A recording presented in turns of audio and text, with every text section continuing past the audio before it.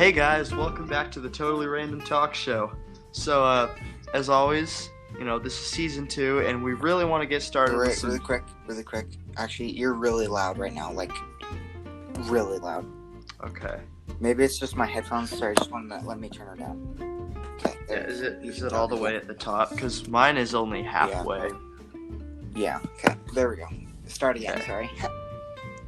Hey guys, welcome back to the Totally Random Talk Show, and we really want to do some new segments for season 2. So we're experimenting with different segment ideas and stuff, and we want to get your guys' opinion on cool new segments that you guys want to hear us do. So we'll put the link to our website down in the bio, and then we'd love to hear from you guys. But let's get started, shall we? Our first segment today, we're going to be talking about pepperoni, pumpkins, boots, cannons, and seaweed. And then in our second segment, we're going to do an impression, a single one, and we'll tell you that when we get to it. And then our third segment today is going to be on gaming tips. So. And we will also tell you the game once we get there, which is exciting. Yeah. So let's get started, shall we? Okay. Our first topic is on pepperoni. See, pepperoni is good, I think, by itself and on other foods too. Like, with pizza, it's good. And also, like, with crackers and cheese. So, yeah. Kind of like Lunchables. Good on sandwiches. I know a lot of people. Oh, yeah, that's true. Put it on sandwiches and stuff. So it's a good meat because it's really flavorful and small, so you can portion yourself better. So like if it was a huge block of meat, then you probably salami. Then you just eat the whole thing because it's so good. You'd be like, wow, now I'm feeling sick. But if you have it in the little circles, and I've seen squares before, which is weird, but circles usually, then it's way better, and you can just like eat a few, you don't get sick. Exactly. But pepperoni, honestly, like, I think it's still the same as normal salami and stuff. It's just like similar. Yeah, it's not the same. So, but it's pretty similar actually. I think it's from the same animal. Yeah. Probably. I feel like it's in between bologna and sausage. Yeah. But a little better than bologna. Yeah, because bologna is not that good in my opinion. Yeah, I used to like it a lot, but it's not the best. Yeah. Oh, and then just wait until you see how hot dogs are made. Oh my gosh. Made me want to go and cry myself to sleep because it was so bad. It's so gross. I'm not even gonna say anything else. Yeah, I don't really look at that because I just want to enjoy my hot dog yeah, person. But, yeah, So our next topic today is on pumpkins. You can carve them, and you can also eat them, which isn't as good, but yeah. You can still do it. I do know people that, for Thanksgiving or things, they'll actually, cook things inside of the pumpkin. Ooh, yeah. I think some people make, a hash and put it in a pumpkin, and they cook it in the oven, or they do pumpkin pie inside of a pumpkin. I don't know how that works, really. But, yeah. I don't know. I think it adds a little bit of flavor. If you cook it in the pumpkin, part of the pumpkin kind of gets in there. So, yeah. But it does sound good, actually. With soup and stuff in a pumpkin. Reminds me of Princess and the Frog. But, yeah, that'd be actually pretty good to try. I've never tried that. I've only toasted pumpkin seeds before. Yeah. I didn't really like that too much. It's not the worst, but I wouldn't go snacking around pumpkin seeds. I think they're pretty good, but we Yeah. put some good seasoning on it. That's true. It all depends on seasoning. I think it's the same with like pepperoni, which we just talked about. If you don't have good seasoning on it, it's not as good. Yeah. But, like, pumpkins, they're not just a one-use thing, you know? You can carve them and make them look really cool. Some people do competitions for, like, carving them and stuff. Yeah. Like, they make an exact replica of something. Last Halloween, I carved a pumpkin of, like, I carved Dwight Schrute's face into the pumpkin, like, from The Office, and it was Yeah. amazing.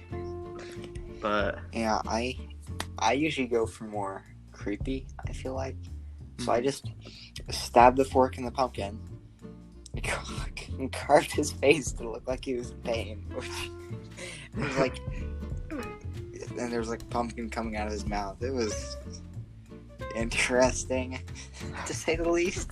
It was pretty scary, I guess. I don't know. It's a pumpkin too, so it can't be the worst thing. Oh, and they also have a pumpkin weighing contest where they weigh like the largest pumpkins, you know? Oh, yeah, and some of them, they launch pumpkins and stuff. Yeah, they launch them. Yeah. Oh man. And then there's also Thanksgiving time, you have turkey bowling or oh, Yeah. what a waste of food. Oh. Actually, I think I've seen it before where they put a sheet on the ground that you can, and then they just wash off the turkey, and then you can still eat it probably, because if you cook it, then I think it's fine. Yeah. Yeah. You're probably right. Still though. Anyways, yeah, our next topic is on boots. So there's a lot of different types of boots. There's snow boots, keep you warm, you know, and protect you from the snow. And then there's what are they? Swamp boots, Fashion. you know. Fashion boots. There are fashion boots, but there's Yeah. There's mud. a lot. I think they're called galoshes. Yeah, I think you're right. Yeah. And there's just a bunch of different types of boots. Like they have steel-toed boots as well. Oh, Those save I lives. hate those. The They reason I hurt hate so those bad, but save is lives. because there's this one guy who had steel-toed boots in my grade, and he would try and kick people with the steel-toed boots until the principal made him take them home. Oh man. It's that's when you don't want people to have them, because that's dangerous. Yeah. But they are good. Yeah. They're not very comfortable either. Yeah. Those are more for working stuff, if you really need them, more than just Yeah. wearing them for fun. Because there are also boots that are more just for fun, small boots. And Yeah. boots that you wear that go up to your knees, crazy stuff like that. Yeah. And usually those boots are more, they just look nice, Yeah. look pretty cool. Exactly. But usually boots are more for if you're out and about, getting dirty.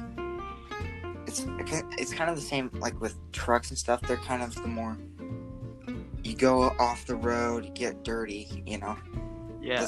I think that's what boots are usually for. More than you wouldn't want to wear sneakers out in the woods and get them muddy, Yeah. They're mostly for the dirty work and things. Not that kind of dirty work, but the other Ooh, kind. okay. Yeah, there's not much to say about boots, but they're pretty nice shoes, and you can always choose what type of shoes you want to wear. So boots are a good option. Yeah. So our next topic today is on cannons. Ooh, now cannons are very interesting. They're like giant guns, basically. Stationary tanks. Cannons aren't used a lot today. They're used a lot less than they used to be. When cannons were used in forts and in boats for like pirating, stuff like that. And so usually when I think of cannons, I think of pirates, right? But it's also cool to go to, like, there's some forts you can go to in the Caribbean and some other areas.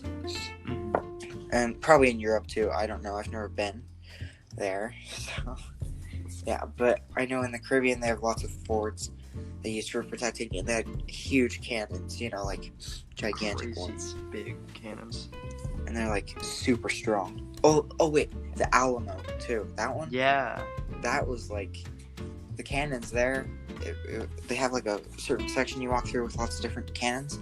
One of them was huge, and it, like, could launch cannonballs at, like, 1,000 Gs, that's the same amount of force as if you put, like, a fighter pilot right into a concrete wall.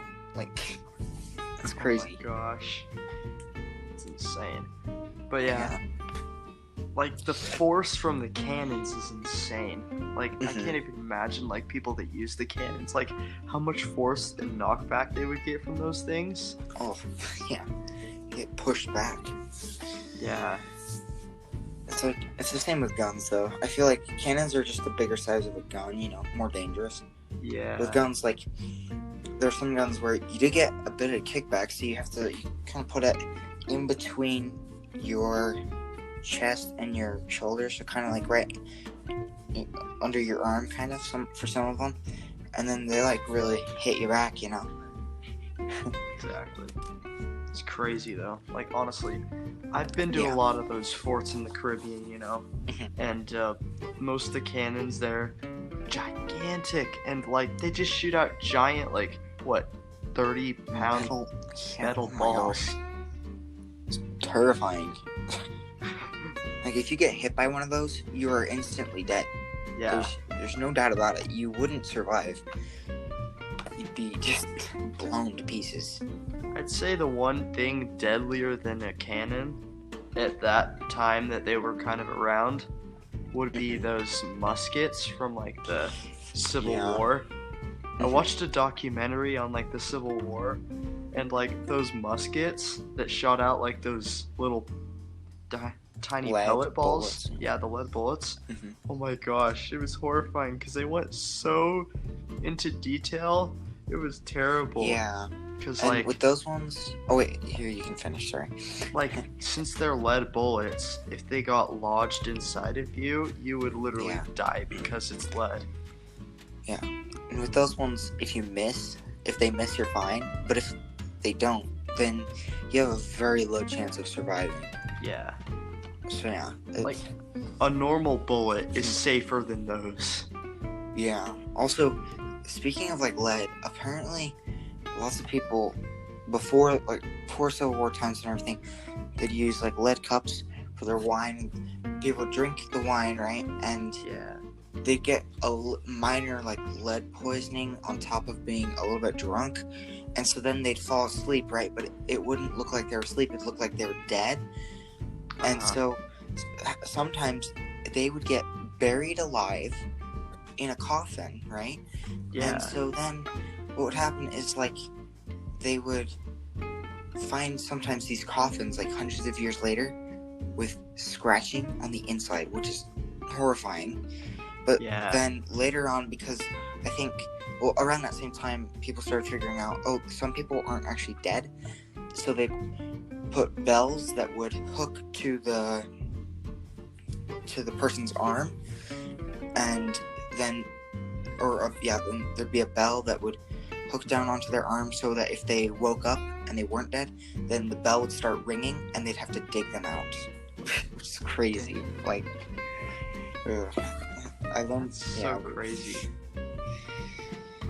Yeah, that Saved by the Bell. That's where that comes from. Yeah. So our next topic is on seaweed. I hate seaweed. I think it's pretty good, actually. It's just an acquired taste. Yeah, I hate it more when it's just, like, touches your foot while you're swimming and stuff. Like, that's creepy. Ugh, it feels so bad. It feels like somebody's grabbing you. Feel good at all. Yeah. It's weird. It's like Yeah. it feels like somebody grabs you.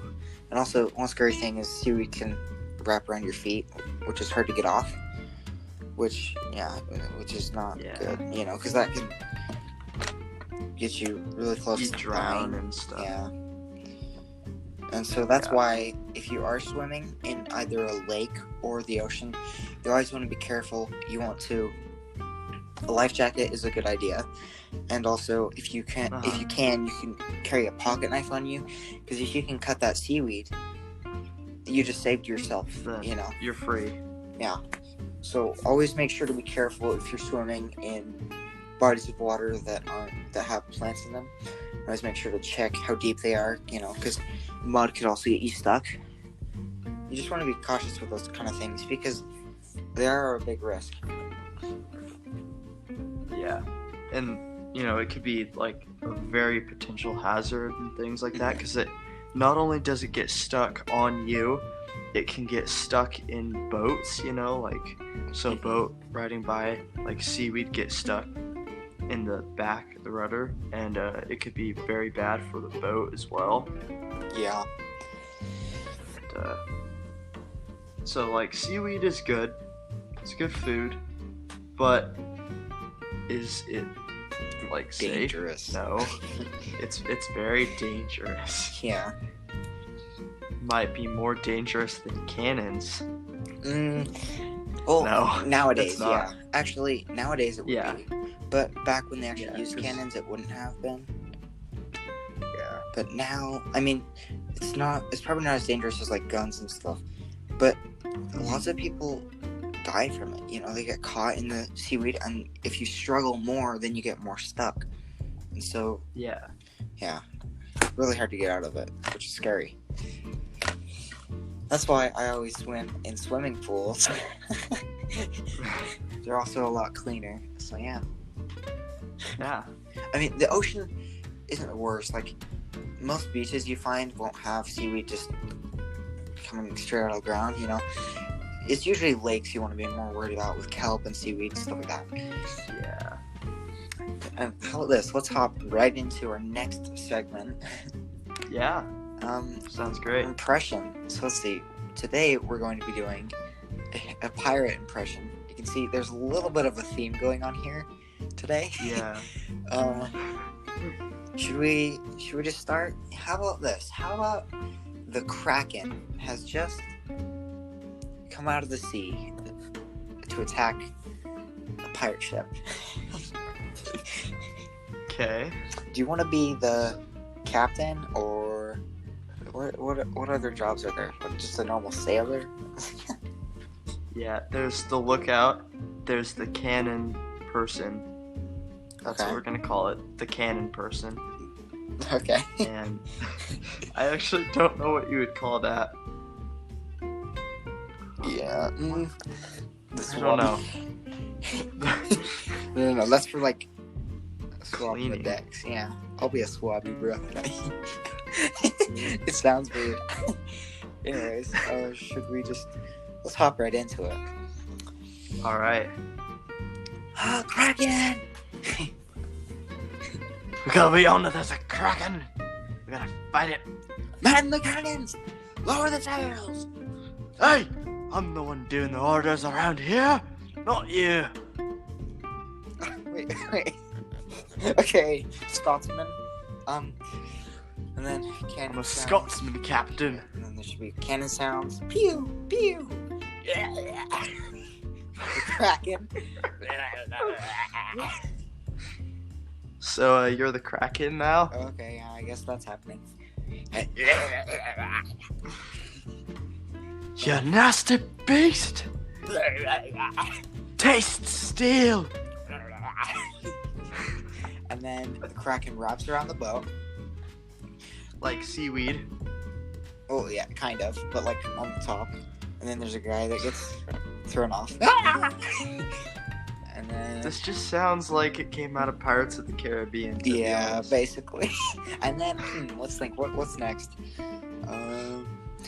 The Kraken got me.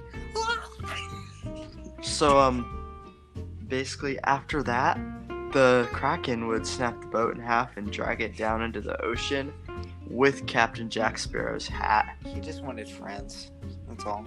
It was in the movie, guys. Watch the movie. Definitely. That was a very interesting impression. That was more like a. I turned into a Scotsman. And I also was basically just making a movie that you can listen to. Like, I don't know. That was funny. Like I know what a pirate sounds like. Yeah. I just wanted to make it better, and it made it worse. And it's actually it's harder though, because yeah. you have to think of also what to do or like what to say on top of having the accent, which is why I went. Be like, yeah, I went straight for being the Kraken. You gotta like scrub the deck, ye scurvy dogs. There be a Kraken in these waters. It's like, I can't wait to quit this job. I'm gonna get paid 5 gold pieces an hour. 5 gold pieces, really? Well, 5 gold. What do they call it? Gold coins? Gold doubloons. Doubloons? Okay, there we go. But I'm sure doubloons are better than just normal coins. I don't know. That's true. Coinage. Coinage, yeah. Should we go into our next segment now? Farthings. Oh, I think that was. Yep, there you go. That's the word. Yay. Okay. I know my primitive money. Wait, it's not primitive. Yes, it is. It's old. Our money is old too. We've had dollar bills and stuff like that for ages, bro. Yeah, but like farthings are like super old. Okay, fine. Okay, our next segment is gaming tips. Now, again, the theme here today is pirating. So, if you have ever heard of Sea of Thieves, then you might want to give a little listen to our gaming tips. It's probably one of the best games ever made. That's my opinion. Yeah, I think the nice thing about it is that there's not a lot of other games like it. Like, I've never even seen another game where it's like a open world kind of pirating game, Because there are other pirate games, but they're not ever played the same way. So even though it is usually $40, which is not the most expensive game, it's worth it for the buy. I just got it like a week or two ago, something like that. It's awesome. So let's hop right into the tips, shall we? Okay. So our first tip for you guys is the sword dash. Okay, so in the game you have different weapons. One of them is a sword, which is probably important. You want a sword. And if you want to get on ships, move faster, stuff like that, you can do a sword dash. Now, if you on computer, if you hold down your left click, that's how you sword dash. But if you hold down your left and right click at the same time, you can actually get a better sword dash for some reason, because it's also making you block. So then if you do that and you look at the ground, as soon as you hear your sword hit the ground and you jump, you'll go flying. It's a really good thing to learn because you can use it to get on other enemy ships and stuff like that, and also get away out of danger. So yeah, if you are on console, also you can hold down the left trigger to block and then the right trigger to sword dash. So, and you can do the same thing as on computer, so you can get a better sword dash. Very useful thing to use in the game. Exactly. And that brings us to our next tip for you guys, the Chest of Sorrows. Now, Sea of Thieves has a very, very wide variety of different loot that you can find, starting with like simple castaway chests that give you nothing, with like no coins at all, to like the Chest of Sorrows. So like most chests are normal. You take them back to where you sell them, and then you get money for them. But the Chest of Sorrows is much different from all the other chests. Every now and then, it will start crying for some reason. Yeah. It's really kind of confusing, Yeah. but it is called the Chest of Sorrows. Mhm. So it'll like start crying out of the sides of it, and if it's at the bottom of your boat or anywhere on the boat, it'll start filling the boat with water. And it's actually very useful for sinking enemy ships, because you can put it in the bottom of their boat and hide it, and then once their boat sinks, you've won, basically. Yeah. And you also, can yeah, if you sink an enemy ship, then their ship will respawn really far away. So after you like defeat them, then you won't have to deal with them. Usually. Exactly. And usually there are a couple of ways to keep the Chest of Sorrows from sinking your boat if you do want to sell it. You can keep it on a harpoon, Actually, or that does actually keep it sinking. By the way. oh, it does. Yeah, anywhere on the Oh. ship. It's even on the ladders. It's kind of crazy. Even though those are on the side. Okay, so the only way that I know of that will keep your boat from sinking is by putting it at the very front tip of the boat. Yeah. I think that's one of the only spots. Then And then you also just gotta watch it. Make sure you scoop out water with your bucket every once in a while, and then you should be okay. Yeah. But if you do take it, just be careful. You know, I think there's a few other chests that have like curses or whatever, but that's the only one I know of. I do know there's one chest that like blows up every couple of minutes, so you have to have water ready to throw on it. That's scary. Yeah, it's very scary. Yeah. Well, our next tip is gonna be on cannonballs.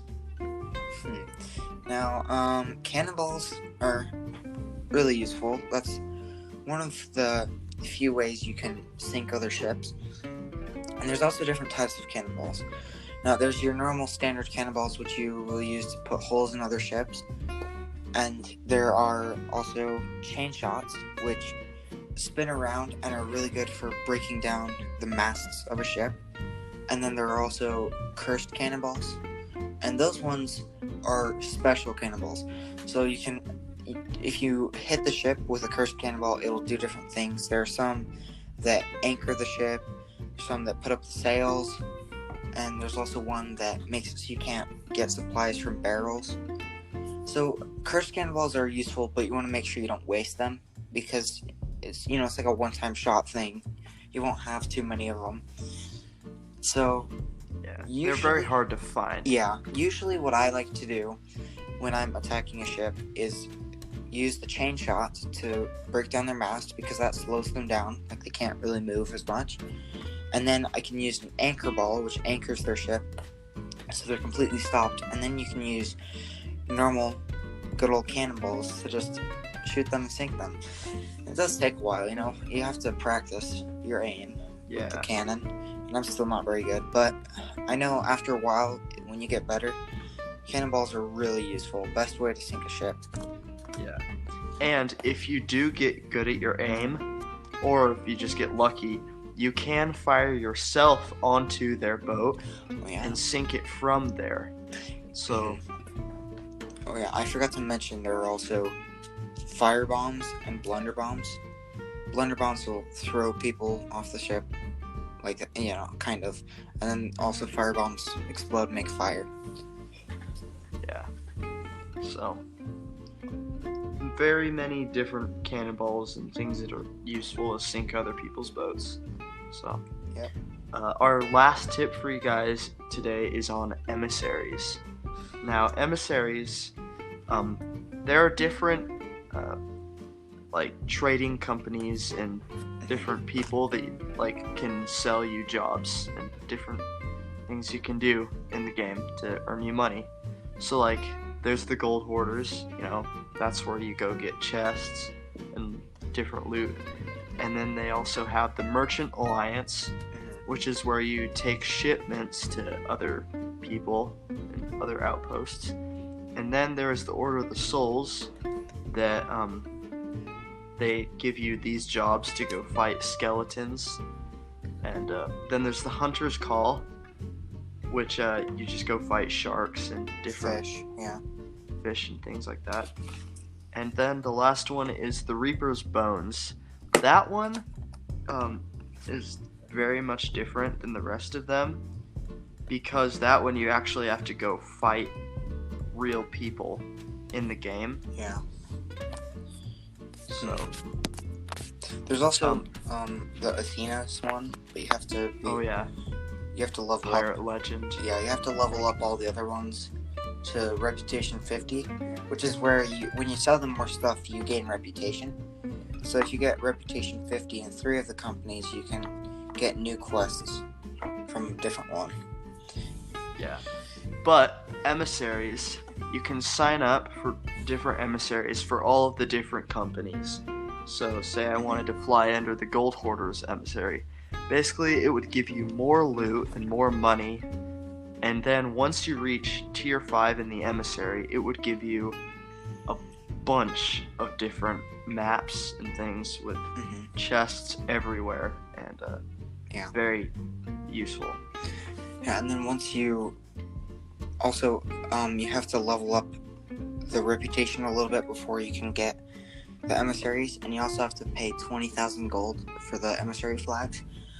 But it does help just going around and doing quests, and then you can get the emissary, and once you're done, you can sell the flag by lowering it for extra money. So Yeah. So I think that's it for the gaming tips and for the podcast today, guys. We hope you enjoyed, and stay random. Stay random. Bye.